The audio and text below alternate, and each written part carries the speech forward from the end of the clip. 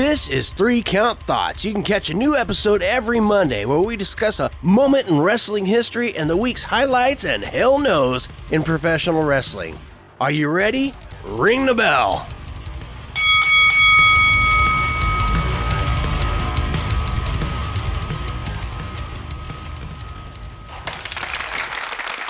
Hello, ladies and gentlemen. Welcome to 3 Count Thoughts. I am your host, Patrick Conway, also known in other circles as Wasteland Jax.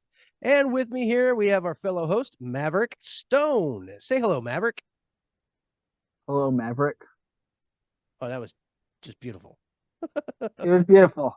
You told me to say hello, Maverick, so I said hello, Maverick. Okay. Well, anyway. Jokes. Yeah, you know me. I've always got jokes. Yeah, so do I. All right. So, So this week, we are going to be talking about... By the way, how was your holiday? I was working. You worked through your whole holiday, huh? You didn't get to have any... Let me rephrase that. My company sent me home for Christmas. Christmas Day. I worked Christmas Eve. And then after, because it was in the middle of my week, of my 5 days out. So Christmas Day was on a Monday. I didn't get off until Wednesday, so I had to work Tuesday and Wednesday, and then I worked all New Year's. So you were at least able to spend Christmas and stuff. Oh yeah, no, yeah. I got to spend Christmas Day. Everyone in the company got to spend Christmas Day with their families. Just not the New Year's holiday. No, I worked, like I said, I worked Christmas Eve, but not Christmas Day. Yeah, I almost don't care about that one, just personally. To me, it's like New Year's is kind of like, I don't know, been there, done that. I guess I've grown out of it. I'm too old. Yeah. After me doing dumb things for New Year's last year, that I can't remember like an hour before midnight. Yeah, that's all I'm going to tell on that story here on the podcast. I can tell you that story off camera. It's a good story. That's actually really funny. All right, so I'm gonna get into our history lesson for today, and today we are going to be discussing Lucha Libre. That's right. We're going to talk a little bit about the history of Lucha Libre. So, Lucha. Wrestling has stood the test of time and is part of Mexico's popular culture, and that's been ingrained in them since probably about the 1863. So the first wrestling matches in Mexico were held in foreign exhibitions in the middle of the 19th century, and that was during a period when they were under a French incursion. The French came over and kind of just took kind of like how England would annex through the Middle East and put up garrisons and watch and control them. That's kind of what was going on in Mexico at the time. You mean like what they did in Africa to protect their oil and colonies and stuff? Pretty much, it's the same kind of premise. Yeah. Except for at this time, Spain was like the army. They were the top dogs. And what it was is the Spaniards had used Roman Greco wrestling as a means for training their troops and stuff. And the Hispanics in that area were like watching this and going, and started looking at it carefully, especially Enrique, Ugartecha, if I said his name right. Ugartecha. Yeah, Enrique Ugartecha, he established himself as the first Mexican wrestler and laid the groundwork for what would become Mexican wrestling. But it wasn't until 1922, after Enrique Ugartecha, a person named by the name of Salvador, I'm going to say this wrong, Luteruth. He was a former Revolutionary War lieutenant and now regarded as the father of wrestling. He founded the Mexican Wrestling Company, which is now known as the World Wrestling Council. So he created that World Wrestling Council. He wasn't like a wrestler type. He basically saw it, and he saw the opportunities there, And so he created this company based around guys like Enrique, who was, a renowned wrestler. He traveled all over the world learning different techniques. He came to the US, he went to Europe. He actually got a lot of his stuff from Japan as well. He would go up and got some of his ideas through that area.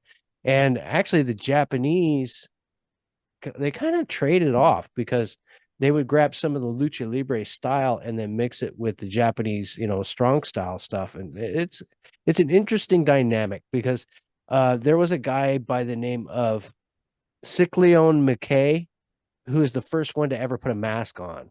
And I'm probably butchering his name, because he's got multiple names like Cycleon McKay. Um, they also called him Cyclone Mackley, I believe, is another name that he went by. But he's actually an American, and the first masked Mexican wrestler was actually an American, and that's odd, but they took to it right away. And what that did is it created a culture where they were able to kind of separate the hero of the wrestling ring from the normal person, so they can actually have a normal life in a sense. But as they went further with these masked, wrestlers, they became cultural heroes. They ended up in movies. They had entire movies made about them. Uh, Nacho so, Libre. so Yakoi Joe, it's Yaqui. Like I said, I suck at names, guys. I'm sorry. Joe, who was touted as Mexico's lone world champion wrestler. Mexican wrestling began to develop its own methods, acrobatics, regulations, and culture from the point forward, steadily gaining popularity. Jumps out of the ring, keys at the ground level. Oh, and use the ropes to catapult themselves. Basically what we see today from, Acrobatics. yeah, the acrobatics that we see today has been imitated by other countries through time, but nobody really does it as well as the lucha libre, of course. No, however, it wasn't until the 1950s that the Mexican lucha libre became truly famous, thanks to the rise of the first professional wrestling legends like El Santo and Blue Demon and El Rayo de Jalisco. It's JAL, but I think it's pronounced with an H. Some of the Hispanic stuff is J is an H. So were born. The celebrity allowed them to break into the national film industry. El Santos' story stands out since he directed several films that are now considered jewels of the Mexican popular cinematography. So he's the one that really stood out. Like he's the one you see in the bluish kind of mask and whatnot. I think. I don't know, but I remember seeing that. I watched a lot of Mexican television as a kid, and so I've seen a lot of those characters, and like the gold mask and it's hard to explain, but not knowing the language but watching the stuff, it was really a strange dynamic. It felt like you were watching the Lone Ranger with the sound off. Oh, it was like something like that. It's what it felt like, like because he was like a masked superhero, but he wasn't like superhero in the sense that he could fly and all this other stuff. He was more like he comes out of nowhere and like everybody knows exactly who he is, and it's really strange dynamic, but it was really cool. Uh Obviously the master uncomfortable. Don Antonio Torres, to make a new and improved mask, the Mexican took 17 measurements of Massey's head, which were still the standard for today's mask. While fighting masks in the national ring were under the moniker La Maravilla. I'm gonna screw that up. I'm not gonna bother. The Masked Wanderer is the name that they gave Mackie at the time. But going forward, El Santo, the Mexican legend, it's been 100 years since the birth of Rodolfo Guzman Huerta El Santo, a man who became an icon in the Mexican popular culture. So El Santo was like one of their most popular. As a matter of fact, he belongs in Mexican mythology in some ways. Because of his artistry in the ring. 40 years battling battles. He's actually probably got a wrestling acumen that is comparable to oh, what's the Goldust Trio guy's name? I think. The Strangler guy, Ed Lewis. Oh, Yeah, Strangler Ed Lewis. Like, remember how yeah. he's had like 600 matches? The dude, this guy's got that and then some, it seems like. But these guys, it just goes on and on. I mean, all the way into Rey Mysterio. So that's the beginnings of Lucha Libre. And now you're seeing guys that are like, Rey Mysterio. And then you Sin had like Cara. what? Huh? Sin Cara. Sin Cara. Yeah, exactly. Sin Cara. And then now you've got uh Escobar, Santos Escobar and the Dragon Dominic dude. Mysterio. What's the Dragon dude's name? Dragon Lee. Yeah, Dragon Lee. There we go. I don't know why Yeah. I did, because to me, when I hear Dragon Lee, I don't think of Lucha Libre. I think of Bruce Lee. It's just the way it is. But that's a little touch on, the history of, and I know this is going to sound strange, but I got my information from this off of CancunFoodTours.com. That's right, CancunFoodTours.com. And it's slash Food the tours? history of Lucha Libre. Yeah, it's like a food website, but I was looking up the history of Lucha Libre and I was like, and it was done by Yelia Decoing. I'm Yelaiah, and the last name is Ducoing. All right. Just so I could give somebody some credit there. And they wrote that in January 6th, 2023. So it wasn't too long ago. Just about a year. Anyway, but Yeah. yeah, that was a little touch on that. But yeah, they do. It's a pretty nice article. There's also a bunch of videos that have been made through YouTube and stuff like that. I was looking at some of those, and they're they were pretty good. Which one was the one I thought was really good? There's one that was done by YouTube Mexican Wrestling. It's the Artcore channel, and they do a bunch of different types of videos. It's not strictly a wrestling site or anything like that, but the video was quite interesting, and it explains El Santos and all the different lucha, and it was pretty detailed. It's just trying to like get all that information into my little tiny brain was hard, and it hurt, and I wanted to cry because all those words hurt my head. Anyway, so that is our touch into the history of Mexican wrestling. Yay! Lucha, lucha. But they know, and to me, this stuff's interesting. I know I may not say it so like wonderfully because I'm a dipshit, but I just wanted to I want to make sure people that are listening to the wrestling, there's so many people out there that have no idea where it came from, what it's really about, and the different variants of wrestling that is out there. I mean, wrestling is, you know, thousands of years old. It's, Mm-hmm. the Greeks were wrestling for fun, the Romans were wrestling for fun. These are all things that they used to train their soldiers and, just to stay healthy and strong. But a lot of people, like when it comes to the psychology behind what wrestling is today, everybody thinks they're smart to everything. And it's like, it's become watered down, convoluted flips and dives, and a lot less thought going involved in it. And people are actually getting dangerous and kind of stupid with wrestling. And Yeah. I'm kind of on the Jim Cornette train on some of this. At the same time, lighten up, dude. Sometimes it's kind of funny to allow some of this what do they call it? Uh Garbage wrestling, or trailer trash wrestling. I don't know. But I'm not into light tubes. I'm not into, the slicing yourself up repeatedly. Some of John Moxley's stuff I could definitely live without. Now, mind you, at the same time, I grew up watching ECW and I saw a lot of bloody fights and matches, but they made sense. It wasn't It just, made sense for the purpose of it. It wasn't just to have blood. yeah, it wasn't just blood for blood's sake. It's like these guys. And then the thing that irritates me the most about modern day wrestling is the obvious cooperation between opponents.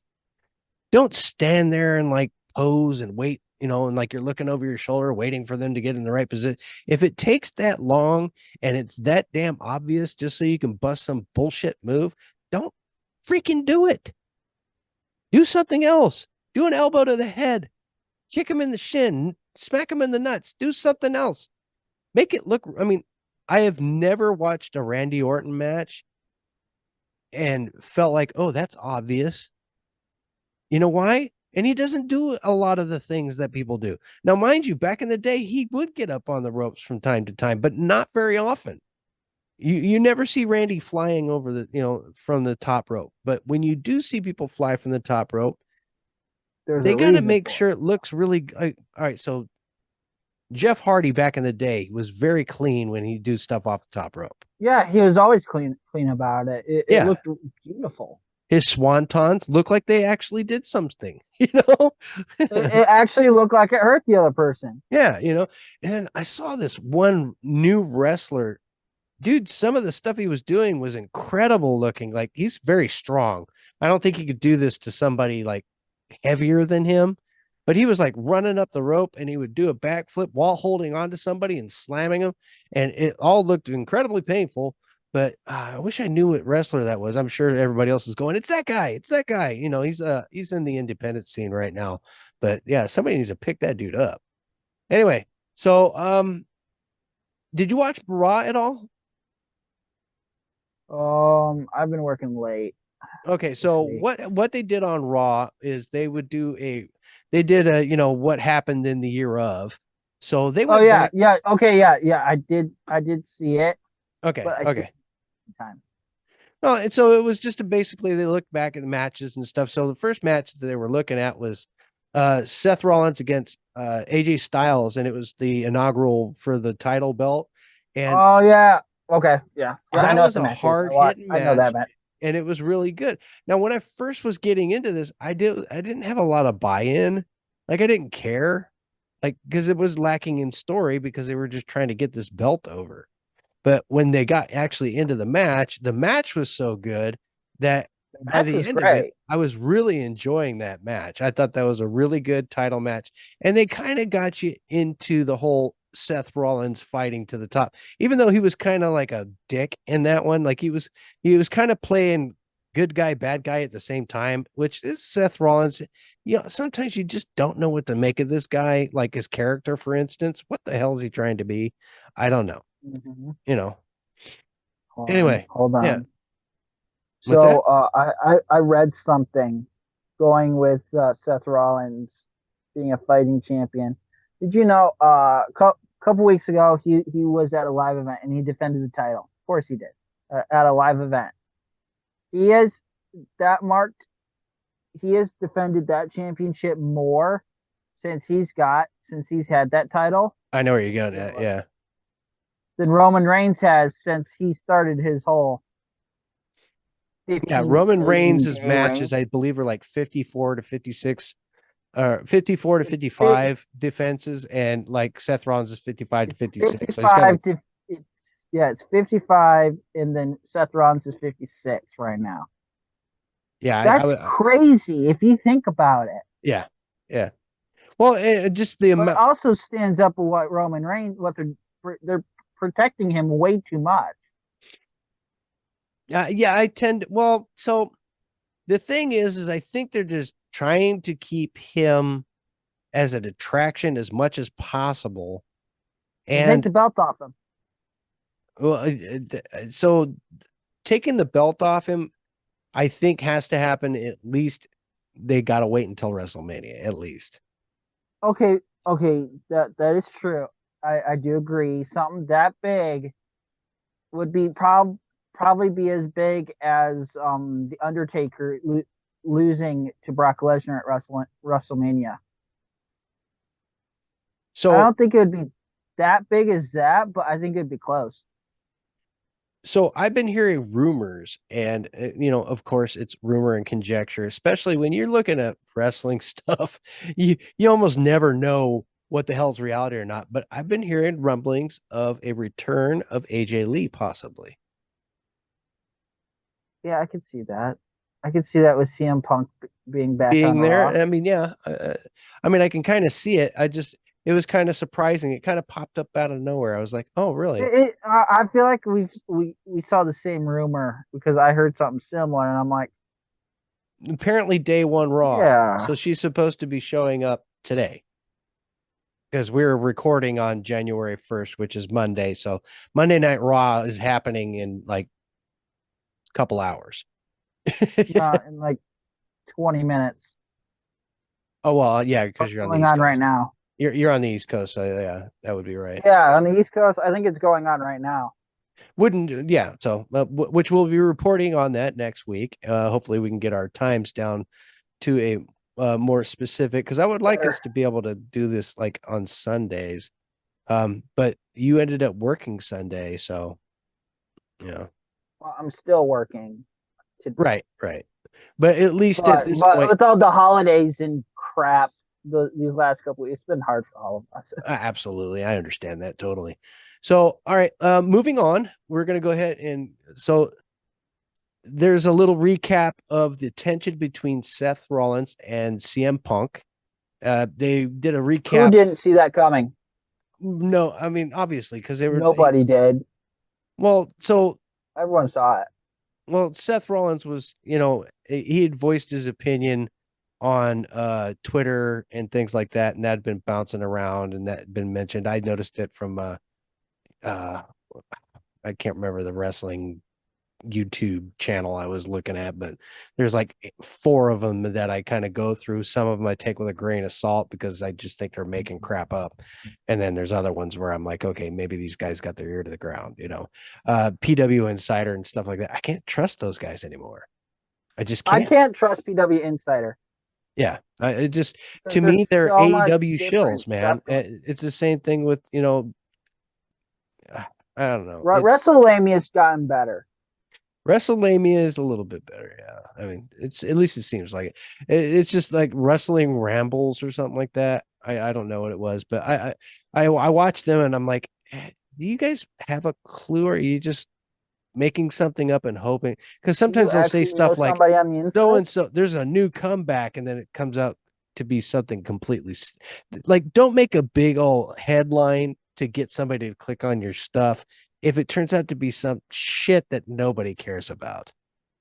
That's what irritates me. When you put a headline out there like there's a new signing coming to WWE and it's freaking Oh, I hog. see those all the time. I'm like, nah, Yeah, and it's somebody nah, I nobody don't believe cares. that. And even if it is Except for I forget her name. Jade The Cargill. yeah, I saw that and I'm like, yeah, I could see that. Well, That's so all right, that was the one of only the one I things that saw. popped up actually during this episode was Jade Cargill. She's a little bit further down the card, but um, what do you think about Jade Cargill as far as like so we know that her wrestling skills are not to peak, but she's been at the performance center now for a few months, learning under the real like trainers that are actually going to actually give her some fundamentals. And I think once they cut her loose, man, I mean, she's somebody that learned pretty quick because her last few matches weren't that bad. They weren't bad. No, but you I could see her but progression this proves AEW is doing nothing. as far as training their people and having he no. So Having that, the thing is that yeah. Tony Khan was talking about starting like a performance center kind of situation, and they were going to use the guy who trained CM Punk. What's his name? That he got into that altercation and ended up fired too. But I don't remember his name since the altercation. yeah, yes, I know that's bad. I'm a bad wrestling person. You know, Oh, we can't remember wrestlers' names. I just It can't happens remember. to everybody all the time. No, I just can't remember anybody's name. I have like a memory span of a goldfish, I think. I don't know. But anyway, so Oh, his old trainer, which, I was just listening to his name in a podcast like 20 minutes ago. So that's how bad I am. Okay, guys, I got short-term memory loss. I did a lot of drugs. I don't know what to tell you. Uh, just the way it was. Anyway, but so he was supposed to like head up some performance center or whatever. Apparently that fell through, obviously. Um, but obviously. Yeah. By the way, there's a really cool thing that Jim Cornette did recently on CM Punk and AEW. He does this like 3-part series, which mentions all the stuff I just talked about. And it's a really good Mhm. series. If you guys haven't listened to it, you might want to go check that out. It's like 15 hours worth of content, but it's actually really cool because he goes through everything that he had gone through when it refers specifically to CM Punk and being in AEW. And it goes through all the things that I just discussed as far as the performance center and all that is really cool. I enjoyed listening to that. Um, so I think Jade Cargill with some then underneath her. I'm anticipating. I believe in her skills.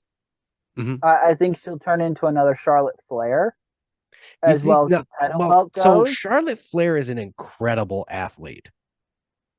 I I don't know I if Jade I Cargill's agree got with that that. kind of like acumen. I mean, maybe, I but think she'll get put into that title picture whenever she returns, like because Charlotte wasn't Flair she a does. basketball player? No, I think she was a cheerleader. A No, cheerleader. Let me see. Jade Cargill. We need to look that up.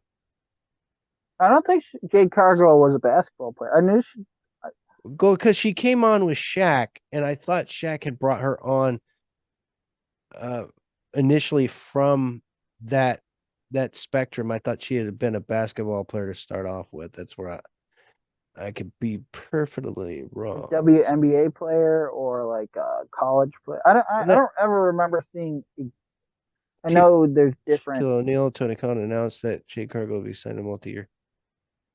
All right, all elite wrestling, but filmography and television, championships and accomplishments. Ravens Andrew, former Lucha Underground.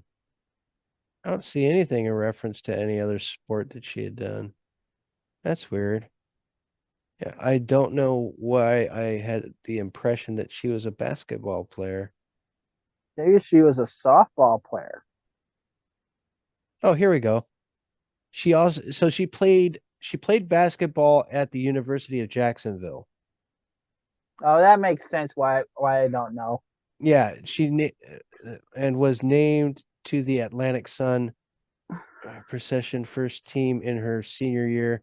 She also has a certified master's in child psychology and she is a social science degree. Well, she's not a dum That's, dum. no, she's not dumb. That's for sure. So Hmm. yeah, I was right then. So she does have a background in basketball. Yeah, Oh, here we go. Jacksonville Helping University. her teams to win 2 district championships. So yeah, she does have a background in basketball. Maybe not but it's college apparently, not WNBA or whatever. Huh. College, Jacksonville University is still D1, I think, technically. Division I One think basketball. Okay. I think if I'm thinking the right thing.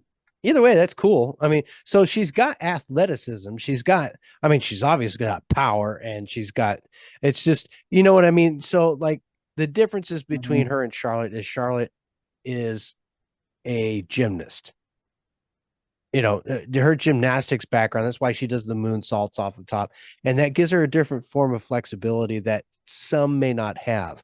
Jade Cargill I may guess not I'm have with. what's that? So what I was trying to say, yeah. Once Jade Cargill gets up there, gets good with wrestling, I feel like she'll turn into another Charlotte Flair. And whenever how they go away and then they return for like a big pay per view or whatever, that she'll be immediately put back into the title picture. Well, they'll find a way to utilize her athleticism to what fits her. She may I not really don't want necessarily. that to happen. Like What's that? to turn into another Charlotte Flair. Do you think she'll have the flexibility and like doing the flips and the high dive stuff, or do you think Oh she'll be no, more no, of I'm a not. I'm not saying the move set. I mean like the storylines and okay? No, yeah, you're right there. I see. I do see. Actually, I see her eclipsing that. Well, maybe not eclipsing it as far as getting Charlotte's or no, her her title accomplishments reigns. of Nah, yeah. nah. No, I don't see Charlotte that. Flair But is the queen. yeah, but as far as the pomp and circumstance, she can definitely bring that. I think she would bring Oh yeah, yeah, a lot of pomp and circumstance. Her athleticism in the ring, I think she'll be a power based player. I think that she'll do good against like I'm gonna probably get the name wrong. Was it is her name still Raquel Rodriguez? for as long as I know. Okay, because they changed her name a couple times and it screwed my head up. But yeah, so she might be a power player, kind of like Raquel Rodriguez. Um, she might be doing things like utilizing the spear as a move. I don't know. But I could see her do a pop up power bomb. yeah, well, that's what I'm saying. I think she will be more of a power player in the women's division. She'll be more of a put it this way, I don't have any problem with that. she's like a I female honestly version of don't. Batista to me. You know what I mean? Yeah, yeah, She's yeah. got No, no, you're incredible not wrong. power and I strength. I agree with that. I can agree Yeah. to that. Yeah. So I just see that as kind of where she would be coming from there. So moving on, so they did the whole Drew and Seth. They kind of highlighted on the first match where Drew kind of got screwed. At the same time, he didn't, but he complained enough. Yeah, he didn't, So but now we got he Drew and did Seth number according to two storyline, I coming. guess. What's your thoughts on that match? Do you He care? should. I honestly, I like Drew when he during the Thunderdome days, Right. but right now he seems really whiny to me. He I don't doesn't know if seem that's like a just his badass character. bad guy. He seems like a No, whiny kid. yeah, no, he doesn't see. He seems like a bipolar fat kid that if he doesn't get his lollipop, he cries for like 5 minutes. I just think he should go silent and just start tearing people a new ass. So you're Just stop saying that talking for a while. he should become who was it? Loomis, Himself years ago. Dexter Loomis. Not quite like Dexter, no, but like just have a lot less to say. Because his mic Should they put skills a manager with him? that would actually help too. Just get him off the microphone for a while because he does not come over. The thing is when he's trying to be a badass and he speaks, the way his No, demeanor is when he no, talks, it doesn't he help. no, because he's a baby face. Just Baby faces, his yeah. natural demeanor, he's a baby face. He's a likable guy that Like you a want to go Ray. have a He's beer like with. a. He can help be a Rey Mysterio, where he's a perennial baby face all the time.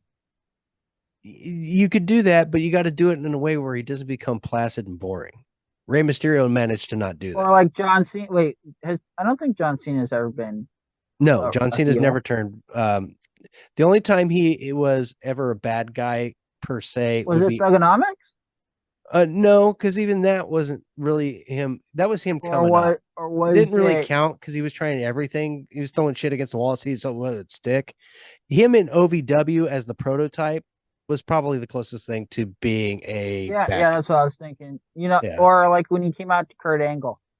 When he came out to Kurt Angle, he didn't come off as a bad guy. He came off more as a young punk trying to like strut his stuff and make a name for himself. So it wasn't really so much of a Ruthless bad guy because shortly after he did that, aggression. well, yeah, the ruthless aggression, that's not necessarily bad guy, good guy stuff. That's you know that's showing you're tough. And like for instance, the Undertaker shaking his hand shortly after that. What's your name, kid? John Cena. And you saw his face there. That completely washed away any kind of badassery that he could have had at that moment. Speaking Honestly, of if heels the Undertaker came up and to the me, Undertaker, if he was trying to be a badass and a bad guy, when the Undertaker walked up and said, "What's your name, kid?" and then went to shake his hand, he should have slapped him in the face. John Cena should have just yeah, basically he should have done exactly what LA Knight would have done. yeah, mm-hmm.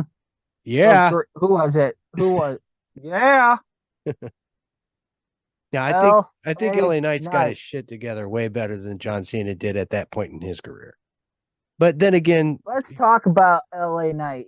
I want to Oh, talk about LA Knight. I've been wanting to talk about him okay. Well, I ever mean, since. yeah, I mean, we can do it during SmackDown highlights because that he's might make technically more on sense. SmackDown. But I mean, if you got Yeah, something to say, you can also but just. yeah, I have something to say about LA Knight, and it's I'm yeah, really high on LA Knight. I think the yeah. guy should be. I should be. I think he should be the one.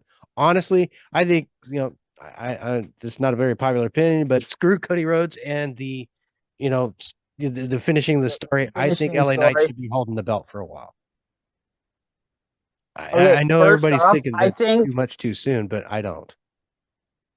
okay, let's move on through Raw, and then we can Okay. talk So LA we had Knight. Rhea and Charlotte's match for the. This is where Rhea finally gets the title back. Like, remember, she had the title for a short time when she was blonde and all that, and she got it taken away from her, and it was really quick. And I think that was just before the pandemic.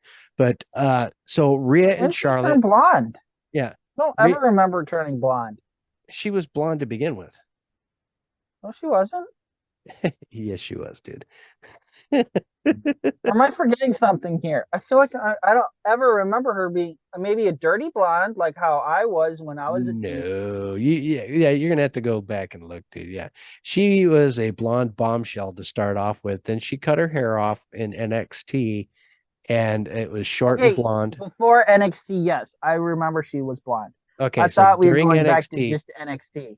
during NXT, she had cut her hair short, and it was still blonde. She didn't turn her hair black until she started with the Judgment Day. Day No, I one think with the Judgment Day is when her hair went black. I thought her hair was black before Nope. Judgment Day, though. It was just blacker. That is one distinct thing that I have like I was like, oh, like when this happened when she stepped out with um Damian Priest Edge. and Edge, during that one thing, and she stepped out, that's when her hair was black. That was the first time, and I was like, Man, oh wow. I just thought it was a I weird swear dynamic for her changing her hair. that she was maybe not black, but like a lighter shade of black during NXT before going jet black with the Nope. Judgment Day. Nope. The only thing she did, like she had it kind of dark underneath and it was blonde on top. So but I That think must that be was a what it was. natural Then. because even blondes, unless they're platinum like Charlotte, will have like a dirty kind of brownish color Yeah, like my underneath. hair was when I was a Yeah, teenager. yeah. So anyway, so she and Charlotte had another match, and this was the match that got mommy her belt, and so God, don't say that. Please don't say that. Mm-mm. the I'm mommy getting thing. tired of mommy. I'm more than tired of mommy, and I thought it should have never started, but that's I no Dom. It works, but it's annoying. it works for Dominic. It makes it to where Dominic is more of a schmarmy, freaking annoying piece of shit. But Yeah, Dominic Mysterio. I have another foothill on him, and there's some good and so I want some to bad. pause here on Rhea Ripley for a moment. Rhea Ripley, now she won this match and she won it using the Texas Cloverleaf, which she refers to as the Prism Block, which is a cool submission move that I think should be more prominent of her finisher than her using that stupid damn Riptide move. The Riptide. I can't stand that move. It doesn't look like it hurts. It actually looks like it's more work for her to produce the movement than it is for her to put an impact. Doesn't look natural. No, I think she should be. I mean, dude, if she's going to do that, she should do a power bomb fold up pin. No, I don't. I don't think it should be that. I'm not. I'm saying in if I prefer that over the Riptide. I'm Okay, saying come up with something okay. more Let's dynamic. go. Should she have the same moves, sort of the same moves as Kevin Owens? Going back to him. A pop up power bomb. Yeah, or maybe not the stunner, but something that's in his repertoire. Actually, I you feel know like what I think um, would be really cool from her because of her stature and her being such like she's kind of in between. She's not one of the really big chicks, but at the same time she's strong as hell. I think If Yeah. she was to, so a massive lariat, just Okay, I can see that. just a Yeah. heavy ass clothesline, boom, you're down, and then a pin. I feel like you're in the camp of less is more. I am in the camp of less is more, yes. But her Texas Cloverleaf, that submission move that she It looked does, nice. I love that move. I love the way because she looks like she could legitimately do it. It doesn't look, Okay, yeah, I agree with that. you know It's what I got mean? Yeah, yeah, I know what you're talking about because I've seen this match when it first came out, when yeah. it first happened. Dude, when she locks that move in on somebody, that move, it looks like it hurts like hell. And she makes it makes her look so strong. And I like that about that move. I'm calling it the prism lock. You know what? Okay, sure. Honestly, I would just call it the Texas Cloverleaf. But WWE has a thing about Texas and anything Southern. So it's probably why they renamed it. I don't know. And then so Kind of that, like Dirty Deeds. John, going back, John Moxley and Dirty Deeds. yeah, yeah. I love that move. That's a great move, even for a DDT. Well, it's just an underhook DDT. Yeah, Yeah, it's yeah, just but an they had to underhook name DDT. it As a Dirty matter of Deeds. fact, who does that? Who? Oh, that's similar to what Randy Orton does when he drags people from the rope. Yeah, yeah, except he Well, does he his doesn't do under the the underhook rope. though. He doesn't do the underhook though. Does he? I thought he Oh, did the sort of a Future Shock similar under. DDT is what I'm thinking of. Drew McIntyre's DDT, the Future Shock. Okay, yeah. Okay, Right, so pretty much right before he goes to Claymore Country, which that's another thing that should have never started. what, the 1, 2, 3 Claymore kick? No, yeah, just do the Claymore, man. We don't. I I like it get out it's of pomp and nowhere way circumstance. better than I like him counting from the corner. Yeah, out of nowhere, out of nowhere. Well, Oh, it's it's a because Claymore like out of nowhere. how he when he does it where he kind of like he's in the middle of a match, he's moving really quick, and then he bounces off the rope and then bam, nails him with the claymore. That is so much more dynamic when he does that than when he stands there and does that little It's the counting. same thing with the RKO, Right. Yeah. It's like so much Randy better Orton's when it's out of RKO. nowhere. Yeah, it's so much better. It So is so much better than what did you Sorry, think let's of continue. I Ricochet can and talk Logan for Paul's days. match? I mean, Because they made a big deal out of this. terrible match. Never should have happened. Really? Okay, let me phrase it. The match was good. Should have never happened. It didn't make sense. It didn't have, I mean, to me, it was just That's the whole thing. re, It didn't make sense. And it I was don't an know excuse why to have a Logan match for Paul Logan had Paul. to. It was all because of what happened last year at the Royal Rumble. Between Did you not the watch dive from where they dove across the ring towards each other and where they basically equaled themselves out. yeah, yeah, which But I mean, and then I'm that okay table with spot it. was terrible. Where they're on the edge of the ring on the apron there, and then they did that it's kind of like a floating Spanish fly kind of thing they were trying to pull off. Either way, it was a disaster, and the way it landed, like they both could have got It hurt looked pretty bad. awkward. Yeah, it was awkward and it was I clumsy. know after that match, Logan Paul tore something. Uh, yeah, I don't remember exactly. I don't want to say it was an I don't ACL, remember but because I was listening to his podcast, yeah, I or think he was having a conversation with Impulsive or whatever. Yeah, yeah. He was. It was like the day after Royal Rumble, and he was like, "I tore something, and now I'm out for like 6 months yeah, again." I think he had an interview with HBK also where they brought that up. So then we got Priest and Bad Bunny. What did you think of that? And this is the one where Carlito and Savio Vega and I all that came loved out. the match. Yeah, I I thought it was really cool. loved it. I was very impressed I with Bad loved it for Bunny's. the fact that it happened in Puerto Rico. Right? And then the first time we see Carlito and who knows how long comes out looking jacked as a monster. I saw it coming with the LWO and Judgment Day fighting on the outside, but I was expecting it. I was not expecting all the old Puerto Rican wrestlers that were part of some alliteration of the LWO, and then Well, it was Carlito out just of Savio nowhere. I'm like, Vega. at this point, and then I'm like, at this point, who else can come out here? Come on, let's go. Well, it was just Rey Mysterio, Carlito, and Savio Vega. Those are the three that came Hey, out. Well, other than the LWO themselves, but yeah. I don't know. So To me, speaking of the the bringing back of LWO, LWO, I didn't really get all that excited over that. I think it's I because was, I think it has to do with mm, now, mind you, I kind of get it in a way, but Santos's old um faction when it was just the three of them. yeah, I forget what it's called, but Yeah, yeah, yeah, you know what I'm talking about I though. know I know what you're talking When it about. was I just know what you're talking about. it was Del Fantasma. Yeah, yeah, Yeah, I don't remember the full spiel of it Legado because del Fantasma. okay, there you go, El Gato.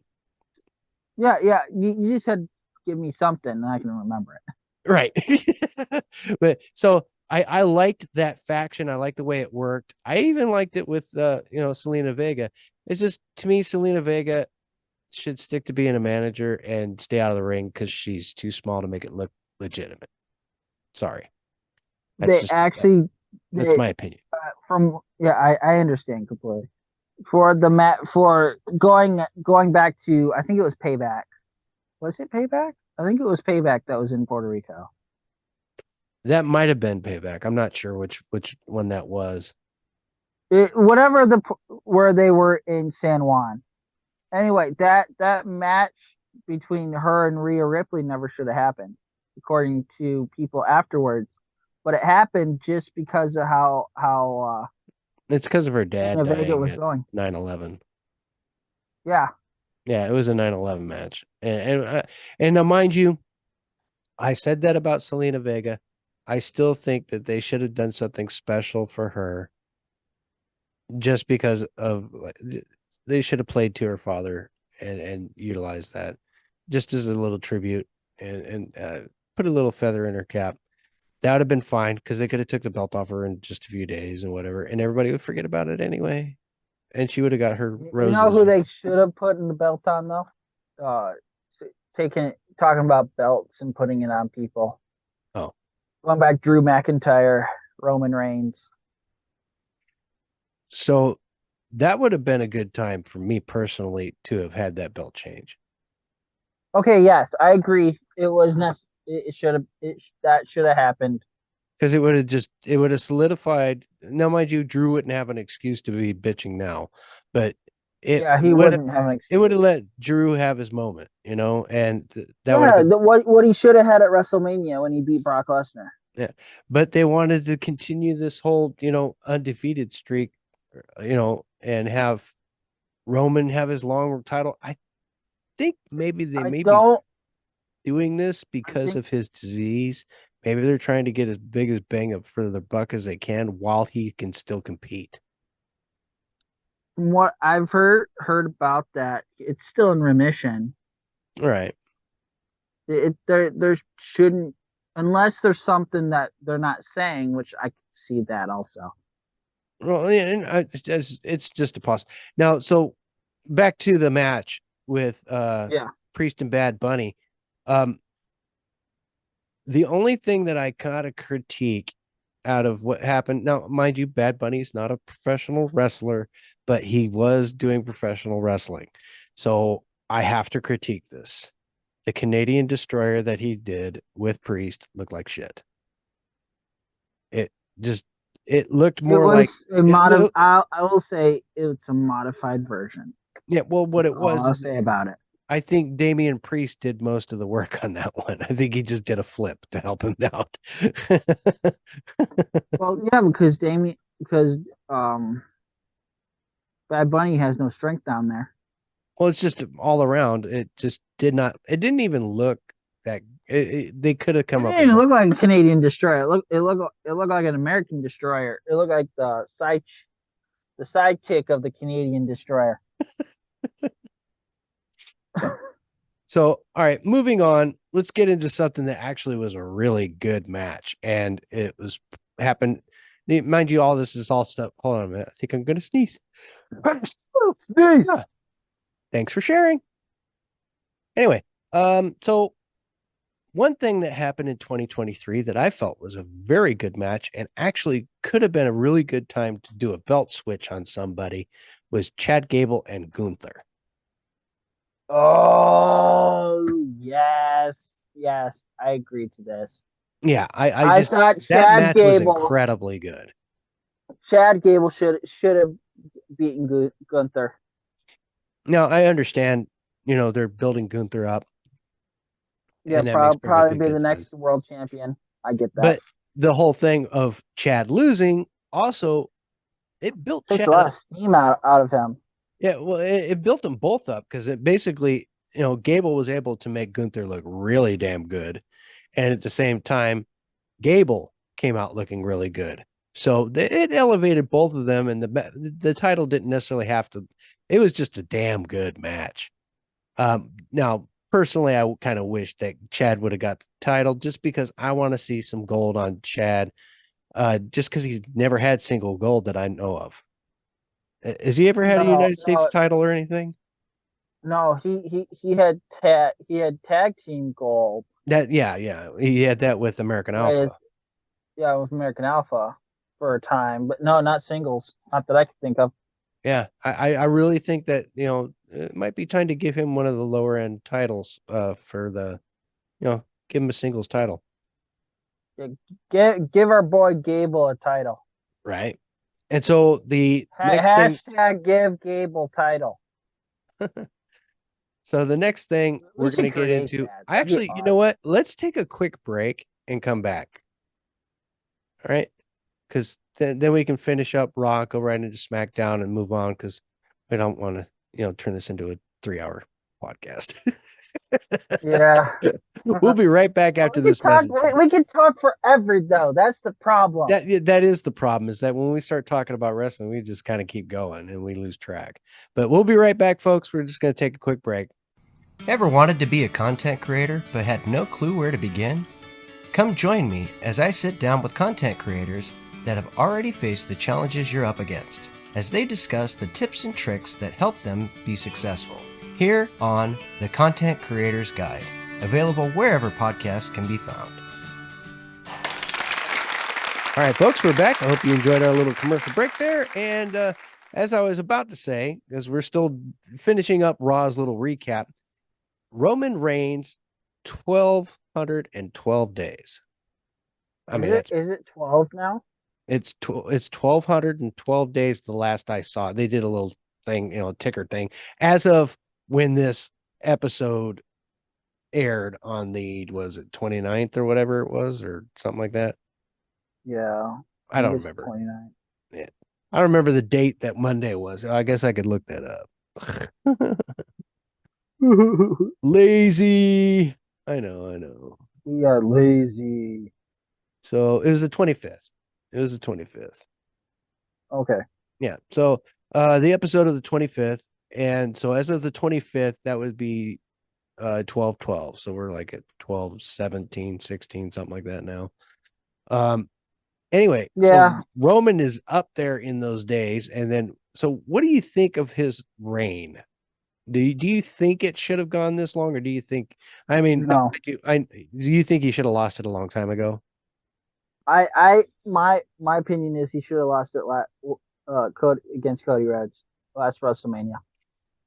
Oh, okay. So you don't think he should have? And I know why they're doing it is so that they could put him on some sort of pedestal above, make him like the third or whatever. The thing is I think the third is Hulk Hogan. yeah, third is Hulk I Hogan, think and then I second, I think believe, was that's 17, what's that?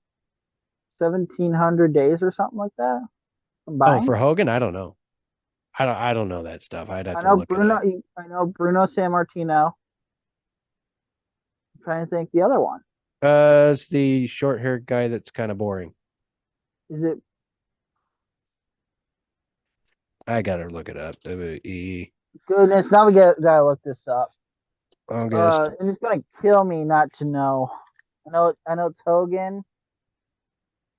I think Bruno Sammartino's top one because he had like No, nine it's just reigns, like his name is 400 days each. escaping me right now. Bruno Sammartino had a couple that were like multi-year Bob reigns. Backlund.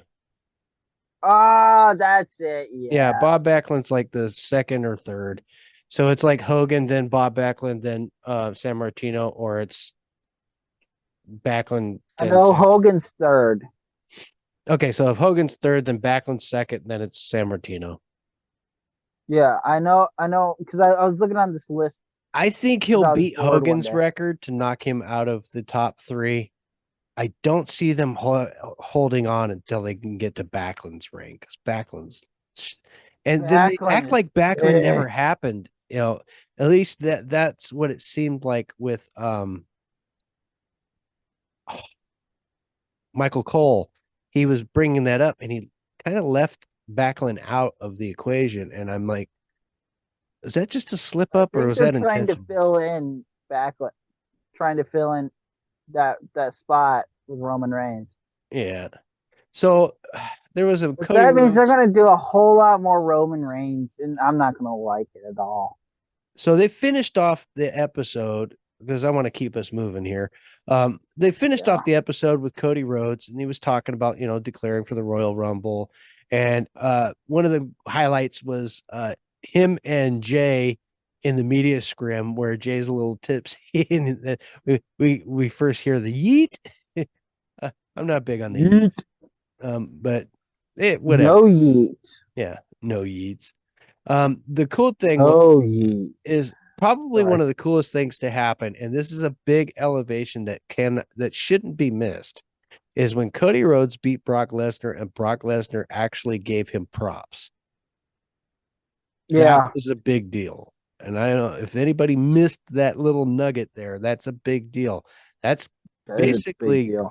yeah, that's elevating Cody Rhodes up into the top tier of wrestlers, and that was a big deal. They did an Adam Pierce montage video of Chelsea getting her ass kicked repeatedly by everybody, which was funny. I thought that was great. Well, Adam Pierce and Chelsea Green kind of had this like backstage moment, and she's complaining about getting her flowers right because she's always doing that. She's funny, man. I like Chelsea. She's the Karen of Raw. That's what her She, character's supposed to be. yeah, she's like the Karen of Raw. But so they did a little montage of her getting her ass kicked by everybody, which was really funny. She was all pissed about that. I'm gonna be talking to management about that as she's walking away from management. Becky It Lynch and Trish steel cage match. was a good match. It wasn't the best, but it You was a you good weren't that match. impressed. I wasn't either, to be honest with you. And No, no, maybe it's it's just because it like a didn't stipulation seem very match. competitive, in my opinion. It seemed more It's like Trish Stratus. Okay, nothing to take away from the Glamazon. I think that's the Glamazon. no, that would be Beth Phoenix. No, Oops, Trish Stratus is sorry. Stratusfaction. Trish Not Stratus not was to take away from Stratusfaction, but just a little up there. she just can't go in the ring. I don't think not in the way that she should be able to go Not in the not ring since to she's be. had her kids. Well, I don't think it has anything to do with her kids. I mean, she's just not that young anymore, and she does not seem to have. I mean, she can go as far as she's got the cardio and things like that. She just doesn't have the As much physicality. as I say negative about She did get her ass beat a little bit though. Chris, yeah, It it wasn't just a kind of hard like hitting match. It didn't really. it I, was just there. Nothing to take away Zoe from Stark Trish. had more of an impact during that match than either one of them did, really. I mean, Yes, and then yeah. that little pump handle slam of Becky's, I think sucks. Sorry, it to me it's the same as The Rhea's. manhandle slam. Yeah, that I think it's lame. I like the disarmor better. I Better. think the disarmor. I think her submission moves are better. There's no impact to the manhandle slam. It just to me it's the same as Rhea's thing. You know, there's The other. manhandle slam is it's like a rock bottom but modified to me. Eh, If I'm to me, it's thinking of too the right move. sideways because actually, I think she would do better with a rock bottom. Didn't she do one rock bottom when the Rock came out? Yeah, probably. But the One thing of is, his she doesn't have the few physicality. She appearances on lacks that SmackDown. size. Even though she's got all that moxie and everything, I think she should be more focused on either impact, in other words, punches and things like that. And as like a finishing move, it should be off the top rope kind of thing with her, like a swanton bomb. If she could pull that off and not hurt herself or others, I think she doesn't Mhm. have that kind of a move because she doesn't have that level of athleticism, honestly. I Becky Lynch for what she's done, bringing the man to the table. She needs to change it. I think she should I go to think a the high knee man has move. played That would probably be cool. what? Like a high knee knockout move. You know what I mean? You mean like the GTS? Not where she puts them on their shoulders or whatnot, but more like a um kind of like Matt Riddle's high knee. Okay, okay, Something yeah, like I can that. see that. I think she could Yeah, incorporate that into a finisher, you know. And then of course, or like an opener to the finisher sort of thing. kind of well like do a high knee and then come up with her own version of like the people's elbow or something. you know. Speaking the of The Rock, did you hear what happened this week no. about the XFL and the USFL merging to make the UFL? Hmm. And that is The underneath. why I bring it up because The Rock, one of his companies along with Danny Garcia's, they're both companies owns it 50-50 with you know Sounds like a way to make more money to only me. reason why I brought it up. Yeah, it sounds to me like it's just a way to make more money off of something they're not going to really change anything about. So what did you think about the men's War Games match? I brought this up when it came up when we did our Survivor Series episode. I was not entirely impressed with it. I love the idea of war games. It just wasn't there, Chief. It was a bit lackluster, actually. I tend to agree with that. And then, so they finished off Raw with the acknowledgement of the arrival of CM Punk, him showing up.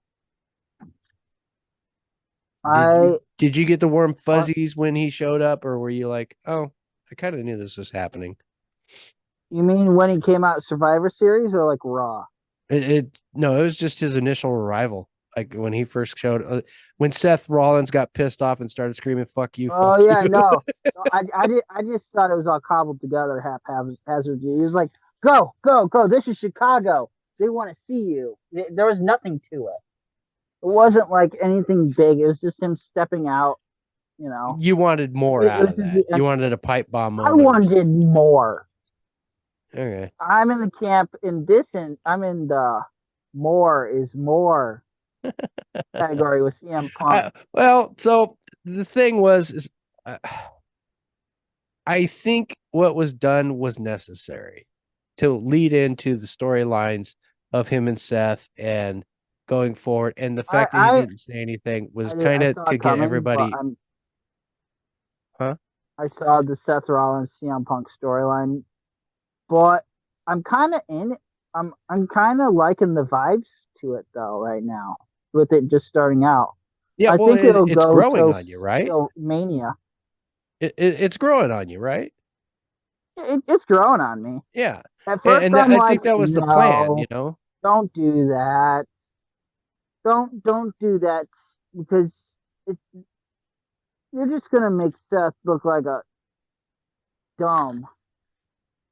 Don't do that. Do like an initial storyline without the title with someone who's probably just as good. Probably going back to Chad Gable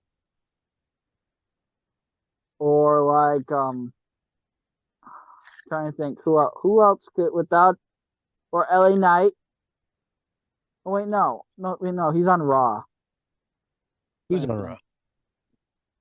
Raw? CM Punk. I thought he was on Yeah, he's Raw. on Raw. I'm trying to think any good wrestler with that doesn't have a title that could elevate. I know he doesn't really need elevation. It's just more of a What, that back CM into it. Punk can elevate? No, no. Okay, let me rephrase what I'm trying to say. Get back into the swing of things in the WWE way. So like a really good first match for CM Punk. Yeah, like a really good first storyline before putting him with Seth Rollins. Like make that the WrestleMania storyline, Hmm. The or like only one that I start could think of that could possibly do something like that, Elimination Chamber and then go on from there. him and Damian Priest. I would love to see that. Do Him it and for Damian Priest.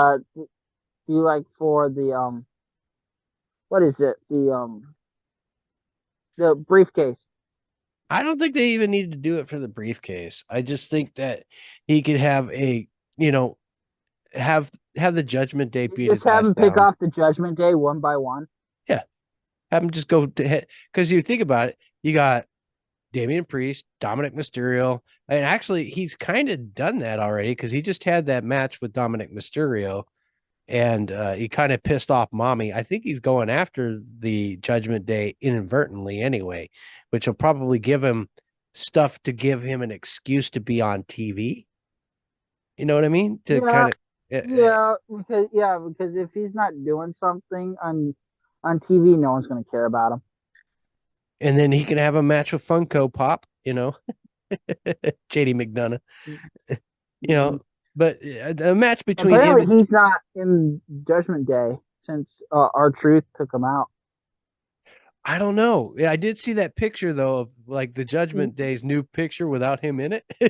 So they might Did be you see right. the Judgment Day's Wikipedia page? Under former members, along with Edge, has been there forever. It says JD McDonough. Oh, well, you know what? To be perfectly honest, I think that the Judgment Day is not elevating JD McDonough, and it changed his character. Like he was a badass in NXT. You What know, was he in NXT? It wasn't JD McDonough. The UK. oh, when he was in the UK, Was um, it Devlin? huh? Some Devlin or whatever? Yeah, yeah. Well, what he did is he took the name that Finn Balor had in the Bullet Club or whatever before he was Finn Balor. Oh, He took oh, I his remember because he faced Finn Balor Prince and Devon. what? Well, because Finn Balor used to call himself Prince Devon or whatever, and I think that's what did he call himself? I don't remember what JD McDonough called himself, but I think it was something like that. Actually, I like JD McDonough. I think that works for him. I think that's a good name for him. What I don't like is how they made him ineffective and so mid card. So his actual real name is Jordan Devlin. Devlin. That's probably what it was. He probably used his real name for a bit. I don't know. But He did. okay. So I'm looking on his Wikipedia page as we're talking about this. Anyway, so I'm going to get into SmackDown. Some of the highlights were so the show starts off, which I'm going to ask you a question here, with AJ Styles walking out to the ring. He's pissed off and he kind of I don't like him. I don't oh, like how they brought him back. the So the I heelish immediately mode on cut you him. off. I don't like it. I don't like how heelish he is. It just looks too arrogant, too what's the word? Is he pissing you off? He is pissing me off. That's the point. Well, I know he's a heel, but he needs to settle down. He's turning into another Drew McIntyre. So AJ Styles never has ever really been a good heel other than when he was in uh wasn't it Impact or was it TNA? Well, when he was in TNA, he was the baby face. He was the face of the company. Yeah, Wasn't he part of Aces of Eight or like the Aces and Eight main story event with him involved in it, I know.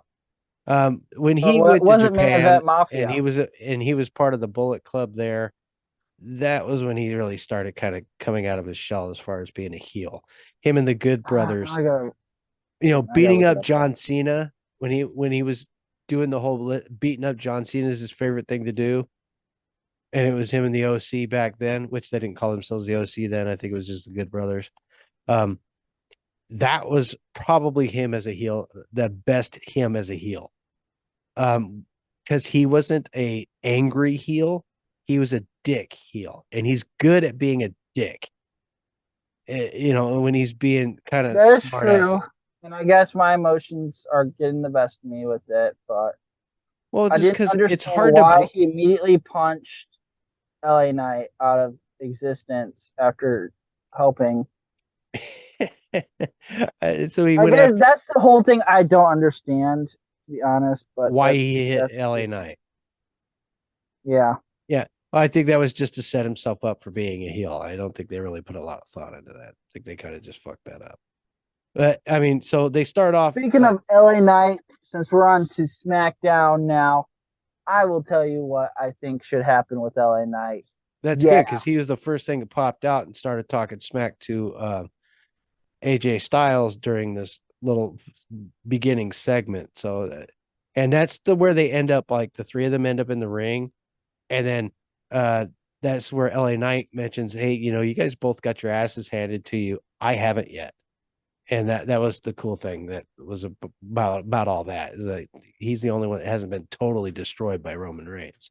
But go ahead, yeah, go ahead and start your my diatribe over here with LA Knight. yeah. Sorry, it's hard not to say Yeah, it's hard not to it. say. Yeah. But anyway, I think when they didn't put the briefcase on him at first, uh, when he was in that match, and everyone thought because of how steamrolly he was, you know, over with the fans. That's why I like to call it steamrolly with the fans. I thought for sure a lot of people, including I was in the camp, that he should get the briefcase, and he didn't, and that pissed off a ton of people. I Me even honestly, when one I of them. first saw him come on the scene, I just wanted him to win. I didn't care. Like I remember him as Eli Drake and a lot of other he was tag team partners with God, who did he tag with in TNA and they became champions? Was it Nick Aldis? I'm not sure. Anyway, I'll have to look that one up. But like, so his career coming up in other factions and stuff, he's always been this guy. Like he's never changed who he is, and it's always gotten over no matter where he is. So as soon as I saw him come to NXT, and saw him start there, I was like, all right. When they made him, you know, Dupre or They whatever didn't the even hell. make him NXT champion. Not even a lesser belt. No, because they fast tracked him into the main roster. They didn't play around. They got him out of there. I He was love only there LA for Knight. about 6 months or so. I think it was like 6 7 months, but not even a full year. But I did not like the Dupree. No, that I was don't like him being stupid. That Max was McMahon, Dupree. dude. That had to have been a McMahon thing. It had to be with the maximum male model That was the stupidest stuff. crap. I swear. It It's like he was set those so guys up to fail cringy. from the beginning. That's a McMahon thing. But that was his parting gift before he left. His last total disaster. Thank you. Well, But anyway, so when he did not win the briefcase, I'm like, fine, whatever. Um, I think he should be the one to dethrone Gunther to start off. That would be cool. That would be cool. I don't know how they're going to get around there with as hard as he's been I think it'd pushing be towards more the of a bloodline. WrestleMania thing. Yeah, I mean, well, I wouldn't mind any old time to be honest with you, but the thing is do you think Cody's going to be the one to win the Royal Rumble, or is CM Punk going to throw a wrench in all this shit? I'd love to see it as much as CM Punk infuriates me to all ends sometimes, and then other times I'm like, yeah, go for it. Well, I would CM love to Punk, see it. I see CM Punk winning the Royal Rumble and going after Seth Rollins, and then I see Actually, Cody. no. Here's the thing, because I think their first match, that match between Seth Rollins and CM Punk is supposed to be at Royal Rumble. It's supposed to be at the Royal Rumble. I thought it was, You may be or it was right. like the week prior or something. Well, here, let's Royal Rumble. We'll just take a quick minute and take a look. Or was 2024. it that he declared for the Royal Rumble? I know he declared, He like declared right that in he was front of going to Seth. be in the Royal Rumble, so he wouldn't be in the match. He wouldn't be in a title match on the Royal Rumble. That wouldn't make sense. That's Okay, right, going because to the Royal Rumble then no, with because CM Royal Punk. Rumble is Drew. It's going to be Drew and Seth. Is it? Yeah, I'm pretty No, sure. no, they want no. What's going on right now? That's their match right now. As we're recording over Raw, because Oh, Raw has is that the match day on one. Raw? Okay, Yeah, that match is on Raw. so they're having a so they never changed titles on a television show. They haven't done that in 15, 20 years. So that Yeah, would be an upset. That would actually be cool as hell if it happened. You know, that I would love to see. I would actually be happy to see Drew take the title off of Seth on Raw. That would be cool as hell. That yeah, would, yeah. They're having their day one event tonight yeah. So I on mean, Raw. that would be incredible. Actually, I would think that would be cool. You know, it'd be. All right. So how about Seth Rollins? Or not? Sorry, it's not Seth Rollins, but uh, CM CM Punk, Punk. CM No, Punk, and Logan. for the U.S. belt. Why not? Okay. It'd be a way to keep CM Punk out of the main thing for right now, and you could actually elevate um LA Logan Knight. Paul. You could elevate LA Knight to go after Seth, and then you could have um Cody go after Reigns. Yeah, finish the story finally. You Gosh. could finish the story, be done with that. Now that leaves Gunther though, if they were What to do that. So could Gunther be the surviving title holder past WrestleMania? I would think that that might, well, so maybe not past WrestleMania, but Because I know I if you watch SmackDown, Imperium's crumbling. well, and at the same time, Gunther just had a kid. I know he just got married. Yeah, he just had a baby. Like it was just shown on social media. He just had a son. So he Oh might be taking a little hiatus. If that's going to happen, it wouldn't be too bad of an idea to actually maybe have Randy Orton take that off of Gunther. no, no, because Randy Orton's going after the bloodline right now. Right, right. So who would be a good appropriate? I mean, because LA Knight. okay, so change gears, go to LA Say Knight it. going after Say it, it. and then Seth needs a new opponent. Actually, Seth, CM Seth, Punk and Gunther would be a cool match. I wouldn't mind CM Punk Gunther Gunther CM Punk match. I just don't, as much as I like Gunther and CM Punk matching. I don't think that I feel like that would be a clash of styles, or Styles that make the fights, man. styles. Well, I know that, but I think they're too different. I don't. Good in. The thing is CM Punk can work with anyone, dude. That's Oh, the I know. that's It's what made shown him in so damn good for AEW. so many years.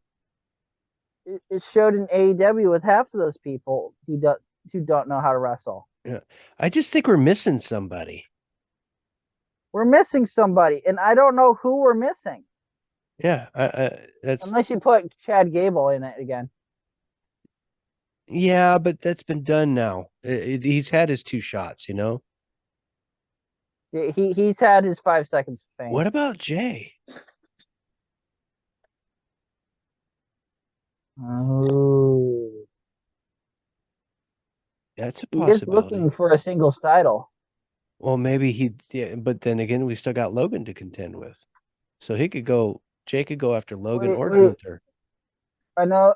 Isn't Gunther on SmackDown? I think he's on SmackDown. Is he? So I think the IC title's on SmackDown. So I'd have to be a SmackDown guy, Is but Logan on also not Raw? necessarily.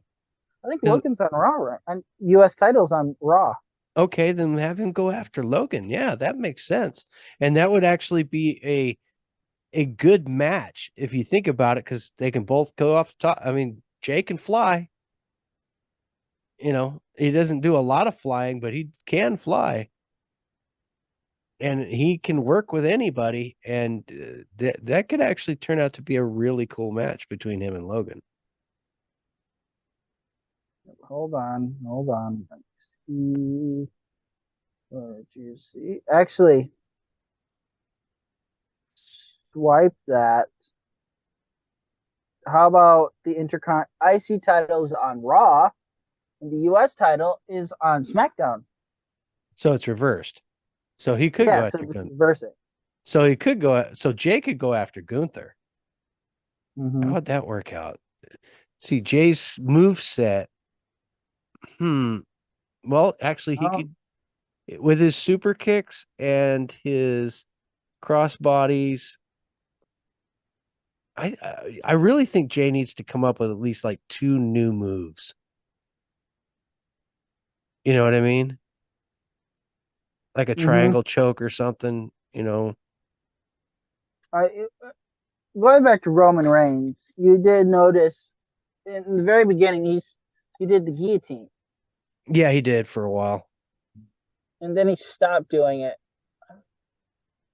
unless unless it's like a big pay per view and nothing else seems to be working like every other Roman Reigns match. Yeah. Well, yeah, I've seen him use it a few times, but I think Jay needs like two moves, two I things that, think he should do the guillotine, yeah, maybe, or a or variation of an maybe, or armbar. yeah, I could see that. But I Well, was because also he, thinking oh, you know what he maybe. could do? All right, so Jay's got the skill to do this. It's a variation of an armbar, but what you do is you grab onto your opponent's hand, onto their hand, right? And you kick Mm-hmm. your leg up, and like you almost fly up in the air. So you're kicking your leg up. Let me see if I can do this with my hands. All right, so if you can see my hand here, and you come up with your legs and go between the arm like this, and you roll Mm-hmm. and you catch the curvature of the elbow and you bring them to the ground with it. And from that movement there, you go right into an armbar. So a more finessed armbar. Yeah, it's a tricky kind of move. Who does it well? Daniel Bryan, I think, is one, or Brian Danielson, is one that You can utilized it. call him whatever you want, Daniel Yeah, Bryan, but yeah, Bryan it's Danielson. It doesn't basically, matter to me. think of it as kind of a cartwheel without your hands hitting the ground, but you're using that person's arm and you just flip your Mm-hmm. legs around and you use the curvature of their elbow to bring them to the ground. And once you bring them to the ground, you could actually go from either a arm bar from that position or into a crossface, Yeah, I can see that. which I think when Brian Danielson does it, he does the crossface. He'll go from that Yeah, movement into a crossface, but you can or actually do I that think he same does the movement. label lock if he does that. Yeah, I think he utilizes that to help him get into the label lock. But you can also utilize that same move once you hit the ground and do a roll, and then you can go right into the arm bar. It's a Okay, possibility. yeah, yeah, it's possible. Everybody's like, how does this dude know that? I've got some skills. Okay, I may not be famous, but I can do some stuff. At least I could. At least I could when I didn't have a gut. I'm working on it. I'm getting back down there, down to 206. New Year's resolution. I don't do resolutions. I do goals. Ah. Anyway, all I right. do So goals, but I also like resolutions too. resolutions, I don't think anybody ever follows them. So, all right, No, they no had one their ever little does. moment. I gotta show you a meme after this. It's funny. So, to me, SmackDown was kind of lackluster in a lot of ways. So they had Selena Vega and you know, um, Blair and Shotzi, and there's like a 4-on-4 with the come on, brain function. Bailey's group. Oh, damage control. Thank you. Gee whiz, man. Anyway, so they did this little four-way dance thing, and it was just it. I didn't get too excited. And then Shotzi, I don't know what it is about Shotzi, but like I like her little hardcore thing, but like her enthusiasm's kind of too over the top, I guess, for what's going on. Especially, remember that time I when she got all remember. psycho and she's like, and I'm like, settle down, take a pill. She tries too hard, I think. She's just not a great Well, actor. it worked. I always thought it worked. Well, at least in NXT it did I don't know. for her character, at least. Yeah, I mean, she just kind of overdoes it, She's I think. no Oh, what's the other person that's like really weird right now? That's really weird. Yeah, like a Dexter Loomis type weird. Oh. Oh, Nikki Cross. Oh, She's wow, no Nikki Nikki's just Cross. standing there staring off into space. Yeah, Yeah, I would like it if she did that and then snapped and beat the shit out of people, but she just stands there like a mannequin the whole time, so it kind of kills the whole thing, you know? It's like yeah.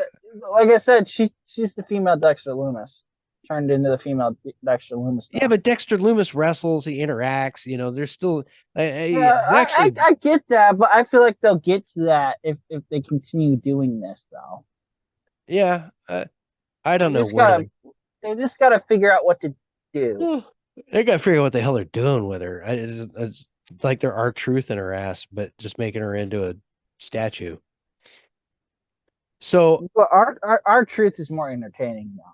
moving on because I want to get us going here. It's already 7 o'clock or my time. Yeah.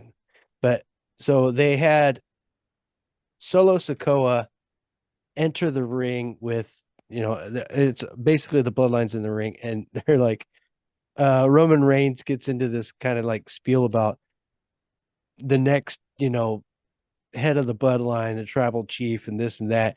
And Oh you've got, yeah. you've got, you, so you've got, That was cringy. it was cringy. Cringy. I always thought it was cringy. So Solo's brothers, they're getting overly excited, and he's all shuffling and thinking it's him because he's been doing all this extra work and everything. And then Roman's like, "Join me in congratulating," Your brother. and he's just like all dejected looking. Oh. Yeah, You know give SpongeBob me. the movie when Squidward was named general manager of Krusty Krab 2. You really That's what went it sort of there. felt like. So Jimmy's now Krusty the Crab or whatever, or No, Squidward, no. He's SpongeBob now. SpongeBob. Who didn't make manager? Oh, that's right, because it was Squidward. All right, I got you. Yeah. You really went. Yes, and I went there. So after that, we go right into a match between Butch and Dragon Lee. Did you watch that Uh, match at all? I think I may have. So it looked a lot like Butch was a lot more like Pete Dunne than he was Butch in this match. It was like, I don't understand why they changed his name to Butch. I like I Pete don't Dunne either. better. I think Pete Dunne was just fine of a name. I think Butch was a Unless, dumbass name, or or add a last name to Butch. like Butch Reeves or something, or something that Yeah, something that goes with bar fighting or whatever. yeah. So I when I think of Butch, Butch I think of is Butch Reed. Butch. When I think of Butch, I think of Butch Reed. So, but you can't use that name; it's already been done. Yeah. But yeah, so I mean, a lot of the same, things that we're used to seeing from Pete Dunne, Butch, a lot of joint manipulation. It was a good match, man. I mean, these guys kind of rocked the house on their on their moveset and everything. But it was quite a statement, I think, that Lee made there. It was just, I don't know, it was a good match. I don't really know where to go. But after that is Roman Reigns having a little sit down conversation with our new general manager. And it did Oh not yes, go, yes, I did see this.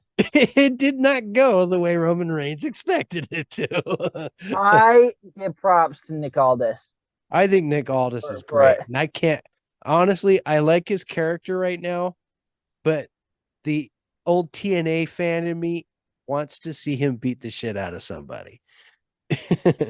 I'd love for him just to beat the hell out of Roman Reigns. Yeah, well, because he can. Like he No, is, because he can. he's I absolutely have jacked watched his underneath TNA there. stuff. He's I have absolutely watched his TNA stuff. I'm like, holy shit! Why did they put him okay. here? So you watched his TNA stuff. Have you ever watched him as being the NWA champion?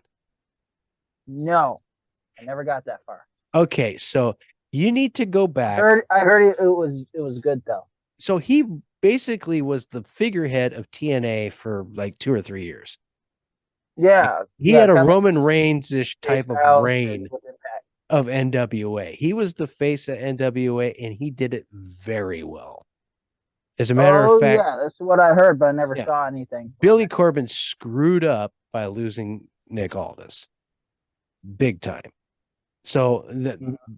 I'm not even going to get too far into that, but yeah, Nick That's another Aldis, conversation for another day. Nick Aldis can go, and he's got some serious skills, and those skills are being wasted actually by having him play manager boy. Um, does he do the manager thing well? Of course he does. He's got that swarmy Yeah, British he's Nick accent. Aldis. Yeah, he's Nick Aldis. He can do anything on a microphone. He's actually great. Nick He's Aldis. not as good as L.A. Knight. So he doesn't have the catchphrases and he doesn't have the You're supposed to say command yeah of every the time you say audience that he L.A. does. Knight. But I beg to differ that Nick Aldis couldn't be at the level of an LA Knight because he Yeah. has that Or Grayson Wall. No, no, I'm not gonna put Grayson Waller up there. no, Grayson Waller couldn't shine his damn Oh, shoes. oh. If you were to morph Grayson Waller's verbal skills with like say um Austin Theory's physical abilities and physique, maybe you can come up with a really bargain basement version of Nick Aldis. But dude, Nick Aldis is way badass compared. That dude needs to be put into a higher elevated level. And I just think he could be at the same level as Roman and all these other guys because like I said, when he was in NWA, he showed his chops and you need to go see that. If you haven't seen it, you need to go see that. Yeah, I would go and Man, I check haven't out seen. some old. I've seen Now, the mind you, TNA stuff. NWA is a different product. It's a different Yeah, presentation, yeah, it is. but Yeah, no, no, I agree. but at the same time, you'll also see LA Knight or Eli Drake in NWA as well. And you'll see, oh shit, there's LA Knight because they were on the same show at the same time. And they had their words and they had their matches. And you'll go, oh shit, I did not realize that this could happen. Because you could have LA Knight and Nick Aldis in a match in this here, and it would be something. Like, All right. yeah. So, anyway, moving Sorry. on because we need to get trucking here. No pun intended. So now they have their little tournament thing, right?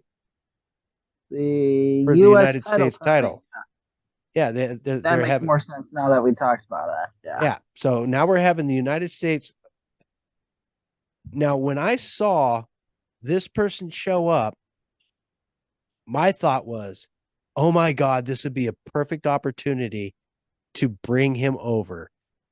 And it would be a incredible match. And I think they dropped the ball here instead of having it be Kevin Owens. And it's Carmelo Hayes. The match be Ooh. yeah, they had a match between Carmelo Hayes and I Kevin feel like they Owens. put in these NXT guys just for filler.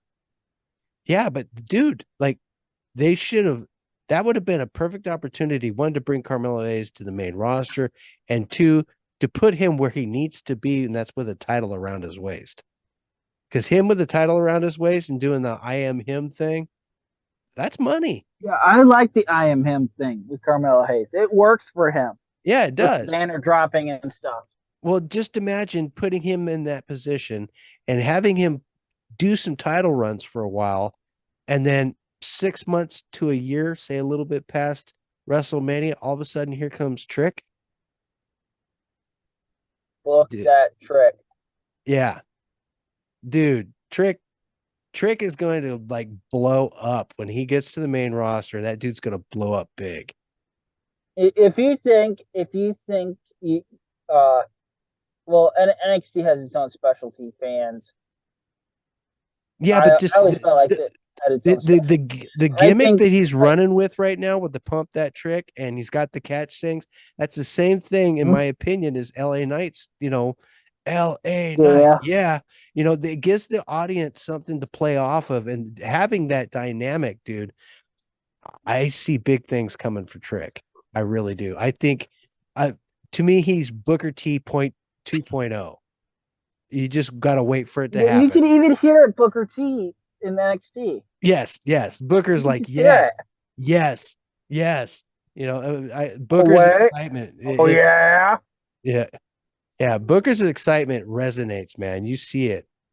I love it when he comes out, and then also you hear Booker when they doing pump that trick or book that trick, whatever the So, phrase is now. All of a sudden you hear Booker T in the background going, "Oh yeah," like the biggest hype man in the world. And I'm like, I'm all for this. actually, I Trick love it. Williams and Carmelo Hayes using Booker as a manager, as a faction. God, that But would be perfect. it would be perfect because Carmelo Hayes and Trick are already buddies. But then again, you could also play off of the whole Carmelo Hayes, Trick Williams tension that's happened since Trick got beat up and all that.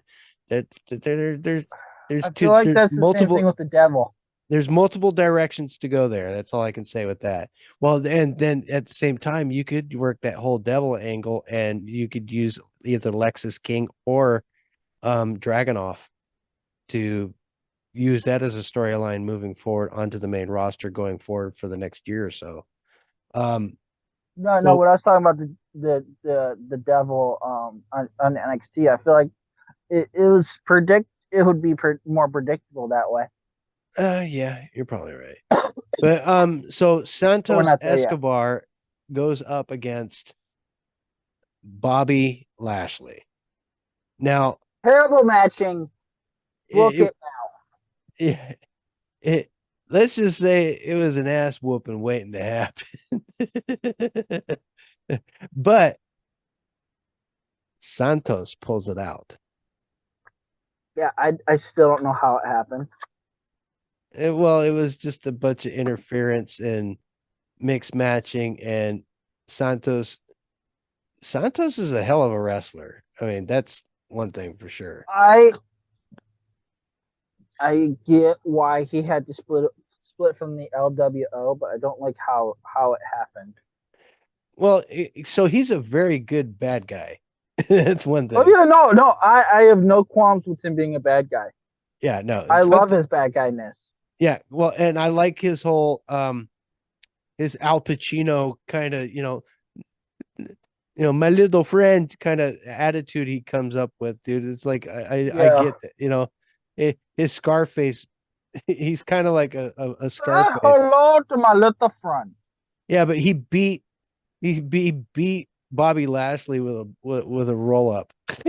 Which I thought was cheap. But I like the fact that he gained Garza.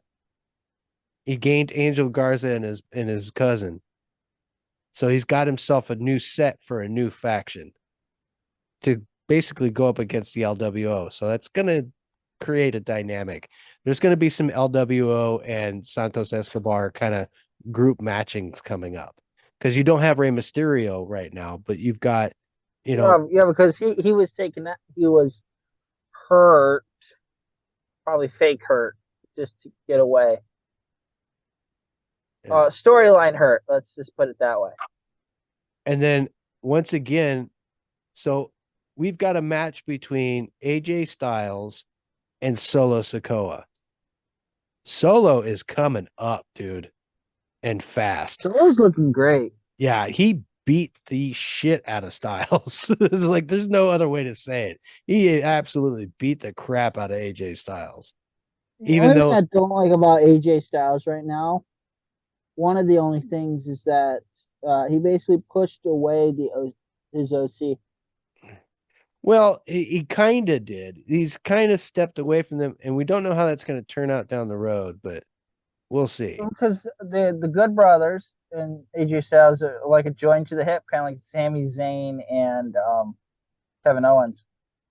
And at the same time, and that's kind of how they ended SmackDown was the AJ Styles match and Solo. Um, NXT, I actually did not catch this week. I too much with the holidays I going I on. I didn't pay attention to NXT either. So At least not let's this week. so let's switch gears and why don't you give I don't me want to talk some about of the Dynamite. the highlights of AEW. One thing I will mention, just a side note, since we're getting into the AEW's side of things, Andrade's no longer going to be with AEW. He is stepping out of there.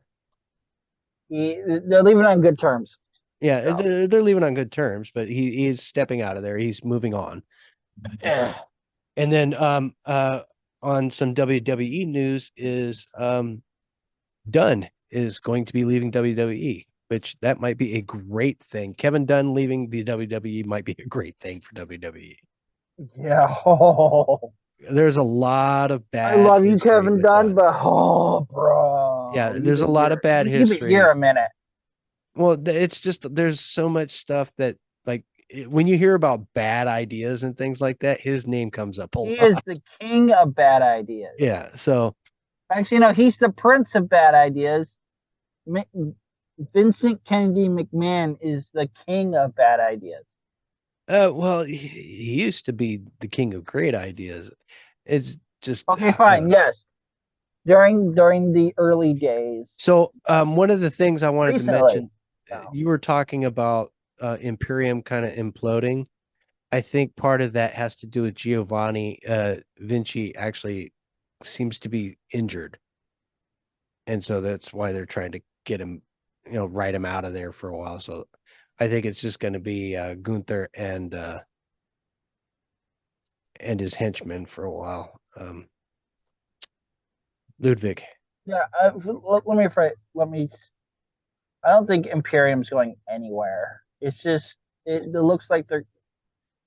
It's kind of like the New Day sort of thing, where they had three, but Big E is out permanently at Yeah. this point. So Which what I don't happened get in why they just bring AEW him that back as like a manager, be like so a what, hype man or something. what happened in AEW? Not Yep. much. They had a pay per view this last weekend. Right, right. What's that pay-per-view called? It was at World. It was World's End. Right. because it So happened at the end of the year. anything good Mm. happened besides the ending there? I mean, I I know mean, that Samoa Joe beat MJF.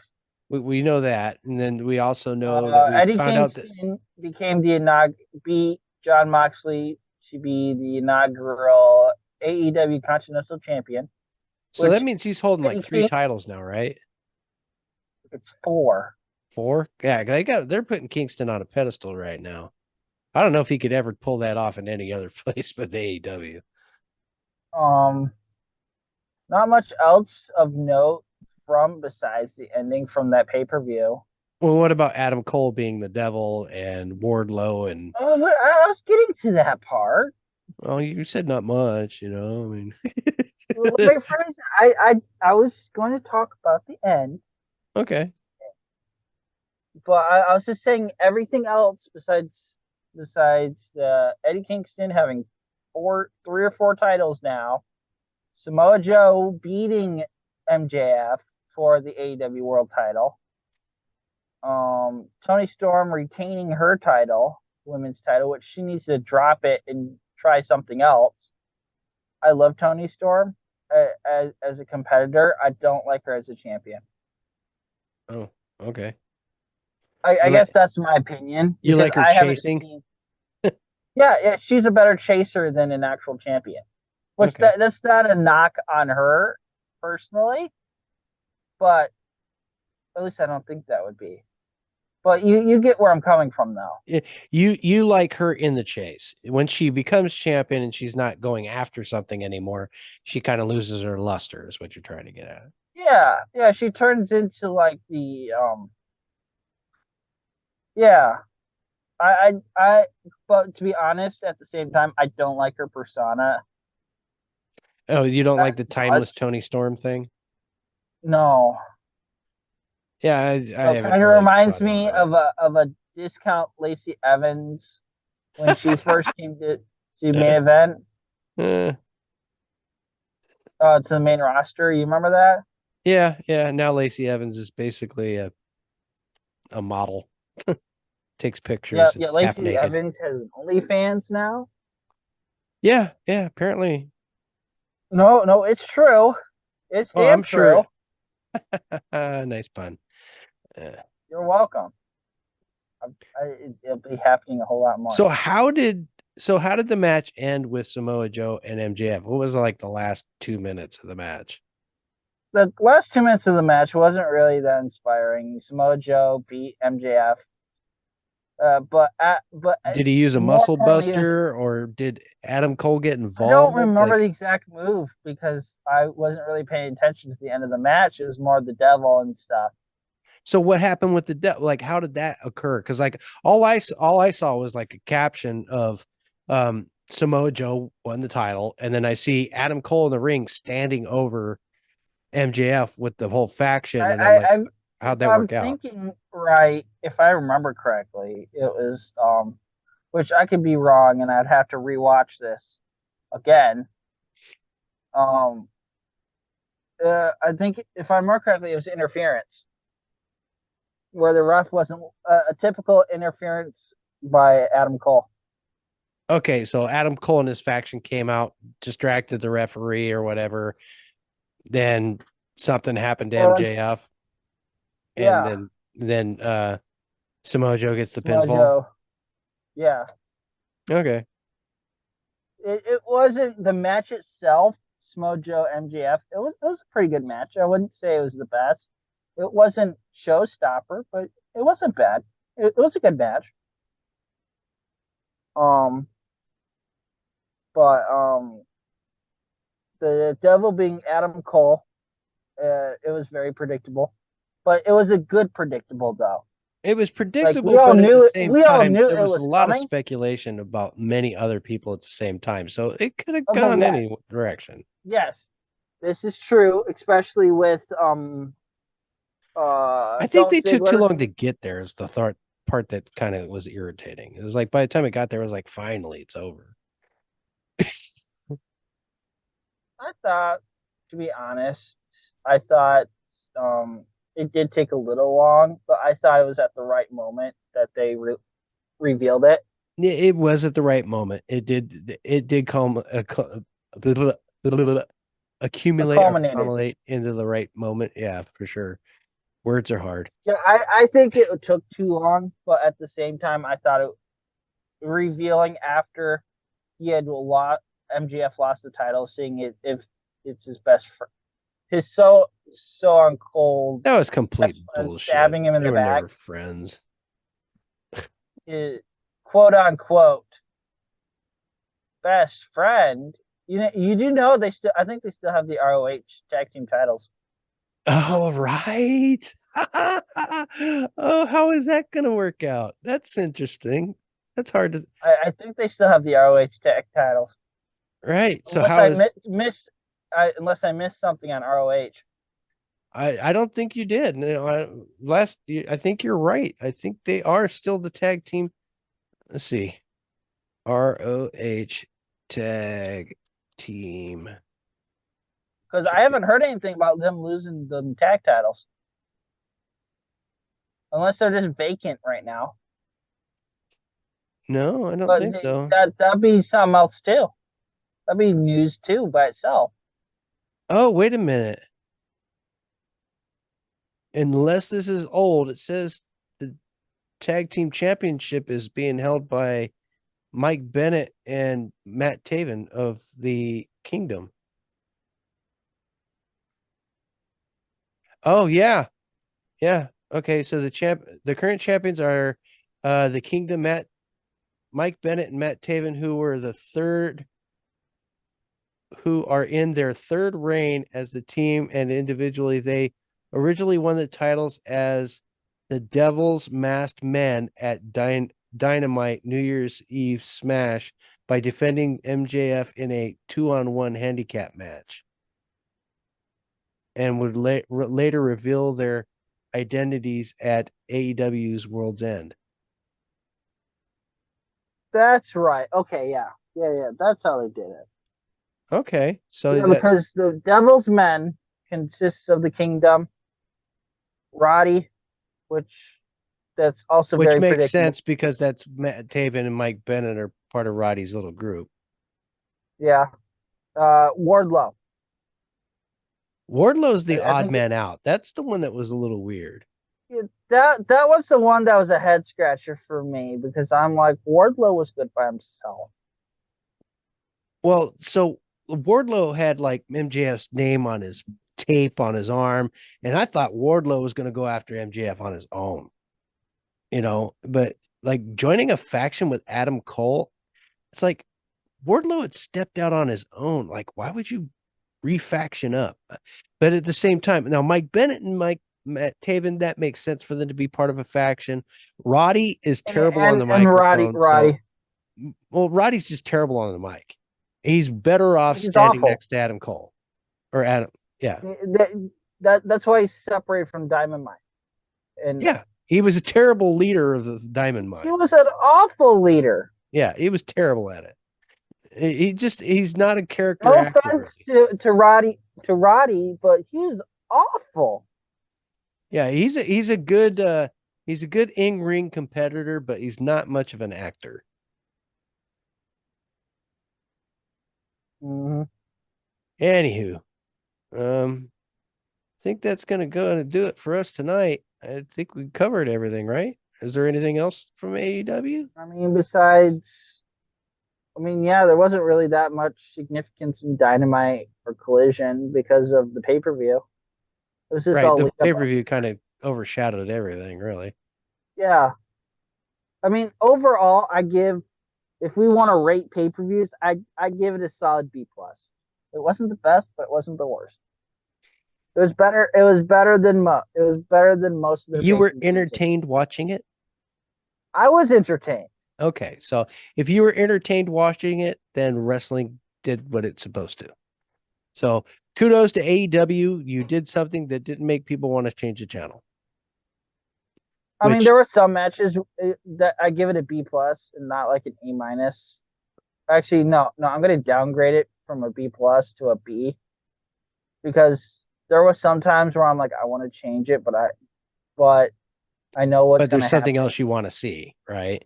Yeah, Yeah, well, and that's I, so I Raw's done the same thing to us. Look back a year. We could barely watch an episode of Raw without wanting to shut it off.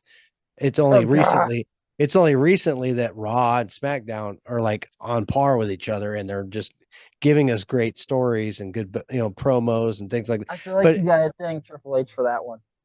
yeah, well, definitely. But at the same time, uh, Kiss his feet. it seems like the WWE has become so focused on, you know, conversation.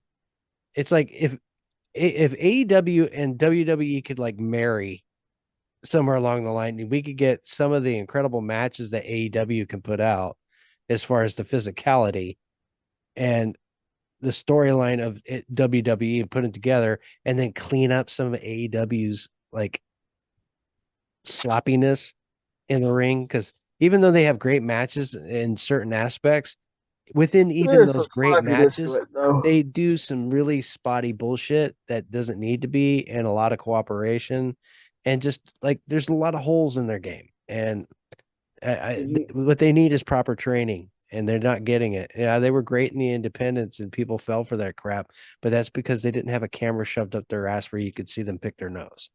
You got to look at yeah, it from a production point of view, and they're not looking at it that way, and they're shit in the bed because they're losing. They're yeah, losing. because AEW was good, and not crap right now. One, don't try to compete with WWE. Do Yeah, your own never thing. do that. Never do that. Yeah, Because and WWE, if you even if you win a little bit, they will shove your face in the dirt and yeah, laugh all about it. dude, NXT kicked Dynamite's ass. Like that should not happen. That's At like least not at first. no, but Uh, uh, Dynamite was beating NXT for a little bit, and yeah, then but then after they it's like moved, they couldn't hold their dick while they peed now. So that's my point. It's like just don't compete. Create your own thing and make your don't be better or stop worse. signing If WWE former superstars. well, just stop saying WWE on your product. Yeah, you're Just, just giving them free advertisement. yeah, stop talking to. They don't talk about you at all. So just shut the hell up, Tony. And Tony, They, put they, down the they, they pencil. call Give you it to the somebody other else. company. They need to bring. He needs a booker. He needs somebody to do the booking for him. We He. talked about this during the Golden Trio I think we're episode. going to probably talk about this repeatedly. Oh, just I agree. yeah, I just think this is always going to come back to Tony. Put down the pen. You don't use it well. And actually, it'd be You great. don't use the pen well. I know this might be a little off, but let Bully Ray come to AEW and do your booking for 4 months. At least 6 months. Give him that opportunity. Bully is somebody who's always seemed to have like if you listen to Busted Open Radio, he's always kind of got he knows the psychology, he knows what's going on. So give him the pen. He talks about if I had the pen, well, if I had the pen, give him the fucking pen. Let him Give do it for a him the while. pen or Yeah, make a new pen. yeah, give Bully Ray the pen for a while. See how he does with that. Or Tommy Dreamer, give it to one of these guys and let them. Isn't Tommy Dreamer though a champion though? Right now, I believe he is in TNA. Is he TNA? Is he in TNA? Yeah, pretty sure he's in I think TNA. it's TNA. Yeah, he's a champion right Yeah, he's a now. champion in But TNA. dude, he used to book ECW stuff. I mean, he did a lot of. He used to book in it. He would do stuff in WWE back in the day. So he's got experience that a lot of others do not have. Or you know, um, it will never happen. But Al Snow, Yeah, it Al. will that will never happen. No, because he's too busy with OVW. Which OVW is actually coming up in the rise, man. Ever since they did that wrestler documentary, they've gotten some more financial backing. And You mean Dark Side of the Ring or whatever? no, it wasn't Dark Side of the Ring.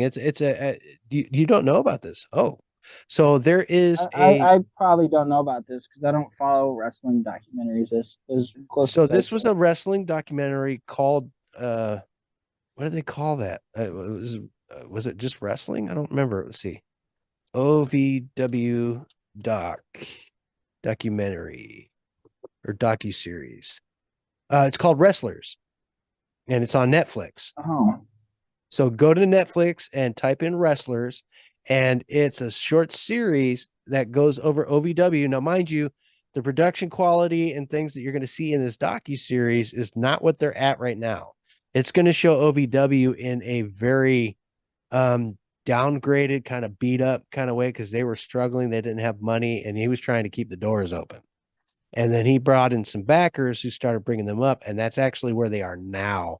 The guy that is in the docu series that catches a little flack for being an outsider and things like that, obviously, but is trying to help OVW become bigger. He actually succeeds in that by actually creating this docu series and getting them out there further. And they've gotten some extra financial backing. They've gotten new ring. The ring is beautiful looking. They've gotten higher quality production, and they've done some shuffling around of some of their talent, and it's coming up, man. OVW's actually, I would keep an eye on OVW. Before too long, I would see OVW possibly getting in television. Now, mind you, OVW has always been on television. They've been on television since Jim Cornette. Before Jim Cornette, they had their own local television base. Now, to get a national television, that's a whole nother ballgame. I see that happening for them possibly before NWA even can pull that off, since NWA did their little cocaine segment and kind of screwed shit up for Yeah, we themselves. don't talk about that. Why not? That's our job. It's We media. don't I don't we mind don't rubbing talk somebody's nose about in their own that. piss. That's their own. I saw it. I remember it. No, that's not NWA wrestling. No. And so OVW is coming up, and like a lot of people talk about like MLW and stuff like that. And um Oh, I forget what is MLW. MLW, like what does the moniker I mean? can't remember acronyms to save my life. Oh, like Major League Wrestling is what they refer to them as. Oh, okay, okay. Yeah. Kind of like That's teenage where total Jacob Fatu is nonstop. right now. Yeah. Speaking of Jacob Fat too, I think he's the up and coming next Solo Sokoa. Actually Jacob Fatu's got mad skills, dude. Like and I actually think he'll I think he can rival Sokoa. rival if not eclipse him. Like Fatu is so the reason that Fatu is not in WWE right now is because of his criminal background. He's trying to shed the light of a criminal past that is kind of keeps rearing its head at him, and makes it hard to market him in WWE or whatever. At least that's how they feel about it. If anybody from WWE is listening, we don't care. Just put the guy in the ring. We honestly don't care. Yeah, no, yeah, Maybe for your legal stuff, but the fans, us fans, we know who he is. We don't yeah, care. no, not at all. So yeah, but God, what was that dude's name? I'm trying to remember another.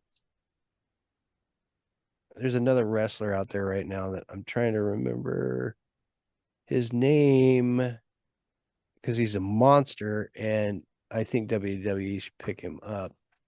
But oh well, I'll remember that for another time. My brain's fried. I think it's time for us to go. All right, folks. I think that's going to go ahead and do it for us tonight. And we are going to be back next week, and we'll be bringing you the highlights of the week on top of another little point of history. I think I might talk a little bit about catch can wrestling or European wrestling, and then we will. That sound good to you? Little catch can, little touch on where the European wrestling came from, which obviously started with Roman Greco. Everything did, but I think that's going to do it for us tonight, and we'll see you next week. Want to say goodnight, Maverick? Maverick? Hello. Yeah. You okay there? I lost you for a minute. Yeah. I forgot I was, Was you muted? yeah. Yeah, you're getting tired. All right, folks, that's going to do it for us. Say goodnight. Good morning. Of course. All right. Bye-bye, folks. This podcast is part of the Robots Radio Rocket Club, a program designed to help all podcasts reach their full potential. For information about joining the Robots Radio Rocket Club, check out robotsradio.net.